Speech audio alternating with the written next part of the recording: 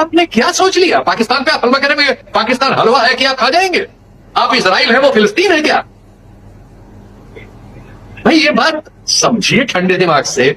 जो हमारे देश के सैनिक नेतृत्व में काम कर चुके गंभीर लोग हैं, वो नहीं जो टेलीविजन पे हल्ला मचाने के लिए आते हैं और 5,000 6,000 रुपए का पैकेज लेके इधर से उधर शो बनाते हैं और राज्यपाल बनना चाहते हैं या कुछ मलाईदार पद लेना चाहते हैं या संगठनों में कुछ फायदा लेना, उनको छोड़ दीजिए। या दिमागी तौर पर रिटायर्ड है, हिंदू मुस्लिम बाइनरी पे चलते हैं। जो सैनिक अधिकारी जिम्मेदार है, जो आते हैं और गंभीर बात करते हैं, उनकी बात सुनिए ना। युद्ध आखिरी चीज है, छोटा हो बड़ा देश हो। चीन का तो आप नाम भी नहीं लेते, गलबा के बारे में आप बोल नहीं सकते। ट्रंप आपको रोज कह रहे हैं कि हमने समझौता करा है, आपके मुंह में जबान नहीं है। तो ताकतवर के आगे आप भीगी बिल्ली बने रहेंगे और अपने से जिसको कमजोर समझते हैं उसके लिए ऐसे फैसले लेंगे, और नतीजा क्या होगा? उस कमजोर से भी आप अपना नुकसान करके चले आए, और इसको आप अपनी योग्यता बता रहे हैं।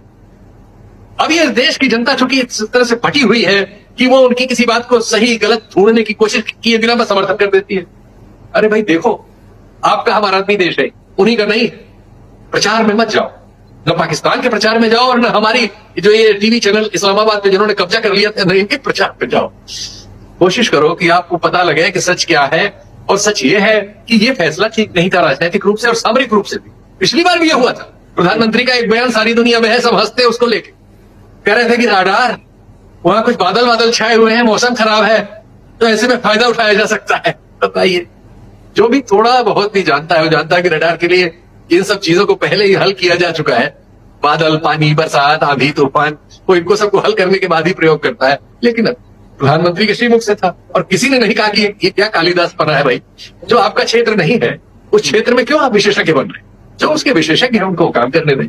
लेकिन हम दुर्भाग्यपूर्ण स्थिति में है कि सरकार अपनी वाहवाही, अपने चुनाव संयोजन, अपने प्रचार, अपने व्यक्तित्व निर्माण के लिए इस देश का बलिदान कर रही है, और देश की सेना का उपहास उड़वा रही है, देश की व्यवस्था का उपहास उड़वा रही है, और देश के संसाधनों का नुकसान कर रही है बहुत बड़े तादाद। ये चीजें जी आपका सवाल लगातार समय लगभग हो चुका है, तो मैं चाहूंगा कि इसका आप उत्तर जो संक्षिप्त दें।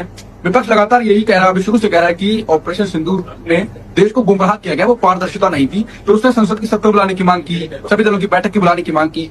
क्यों मोदी ने नहीं बुलाया? क्या इसलिए कि जो अभी खबरें आ रही इधर उधर से वो सीधे फंस जाएंगी, पूरा एक्सपोज हो जाएंगी, इसलिए डर रहे हैं वो?